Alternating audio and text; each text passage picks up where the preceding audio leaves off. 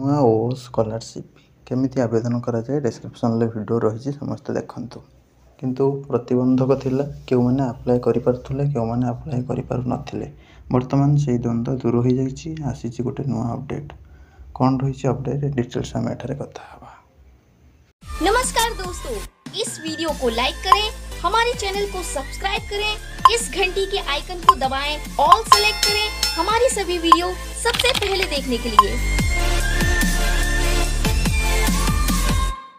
ओडिशा रे उच्च शिक्षार रूपांतरण मानव वृद्धि और छात्र छात्री मानक अभिवृद्धि को दृष्टि रखी ओडिशा सरकार कैबिनेट आज नुआ और छात्रवृत्ति को अनुमोदन प्रदान करिसेंती। एथिरे उच्च शिक्षा विभाग अधीन राज्यर समस्त सरकारी कॉलेज राज्य विश्वविद्यालय अनुदान प्राप्त कॉलेज और विशेषकर साम्स पोर्टाल माध्यम प्रवेश नेउथुबा बेसरकारी कॉलेज माने एही योजना रे लाभान्वित हेबे। ठीक अछि, नुआ और छात्रवृत्ति प्राइवेट गवर्नमेंट सब कॉलेज रो छात्र छात्री अप्लाई करि परिबे।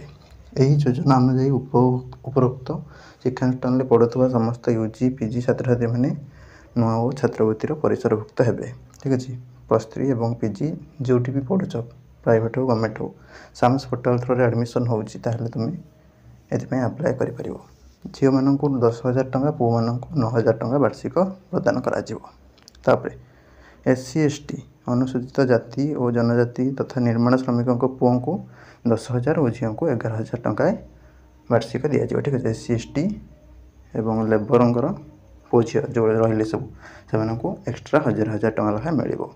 मैट्रिक परवर्ती छात्रवृत्ति पाउथुबा छात्र छात्री और निर्माण श्रमिकों पुओ झियो मध्य यह वृत्ति आवेदन करें। ठीक अच्छे, जो मैंने सब मैट्रिक परवर्ती छात्रवृत्ति पाँच पोस्ट मैट्रिक पाँच से मैंने भी पूर्व ई मेधावृत्ति पाते अप्लाई कर पिला एनएसपी पाते अप्लाई करुले किंतु स्टेट स्कॉलरशिप पोस्ट मैट्रिक पाते अप्लाई कर तो सेटा अप्लाई कर आराम से। तापर कालिया छात्रवृत्ति पाते यहाँ अप्लाई करना। तापर जो पिला माने बापा माँ आयकर परिसरभुक्त थे कि रेगुलर चाकरी करेंगे पीएसयू कि ऑटोनोमस बॉडी रे कि अनुदान प्राप्त शिक्षानुष्ठान मानक।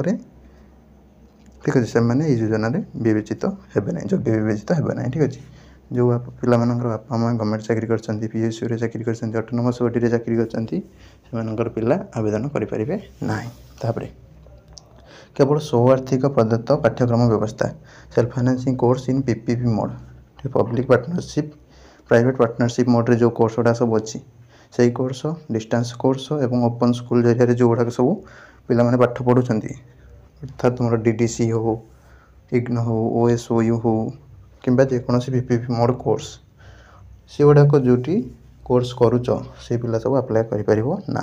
तापर डीबीटी बा सीधा सड़क छात्र छात्री अकाउंट को वृत्ति बाबद अर्थराशि पठाजी। ठीक अच्छे, डीबीटी मोड रे डायरेक्ट बेनिफिट ट्रांसफर बा सीधा सड़क पिला अकाउंट को टंकाटा पठाजी।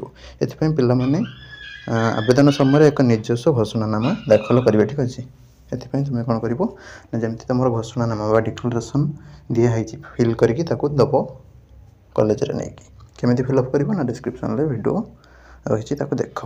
यही योजना प्रतिवर्ष प्राय 5,80,000 पिला लाभार्थी हेबे। ठीक अच्छे, पाखापाखि तुम 5,80,000 पिला यही योजना लाभ पाइबे एवं 23-24 शिक्षावर्ष रु 27-28 शिक्षावर्ष मध्य पाखापाखि 3201.08 कोटी टंका व्यय करा। ठीक अच्छे, 23-24 24-25 25-26 26-27 27-28 एतिक पर्यंत पाखापाखि 3201 कोटी टंका खर्च हो। उच्च शिक्षा उत्कर्ष और गुणवत्तार अभिवृद्धि निमंते सरकार यह प्रचेषा शिक्षा आर्थिक प्रतिबंधक को एड़ाइबार सक्षम हम। ठीक अच्छे, तुम ये जोटा निगला डिसीजन यहाँ जहाँ भी सब प्रोब्लेम थी पाठ पढ़िया दूरे जीव जानी तुम बहुत जल्दी स्कॉलरशिप टंका मिल जहाँद्वारा जार किसी प्रोब्लेम थी पाठ पढ़ारे से आराम से पाठटा पढ़ी पार किसी प्रोब्लेम हेनी। तो यहाँ रोचे बर्तमान समय अपडेट, तो निश्चित भाव में सब पिला अप्लाई कर कि टेंशन नवा दरकार नहीं। रही नमस्कार, जय जगन्नाथ।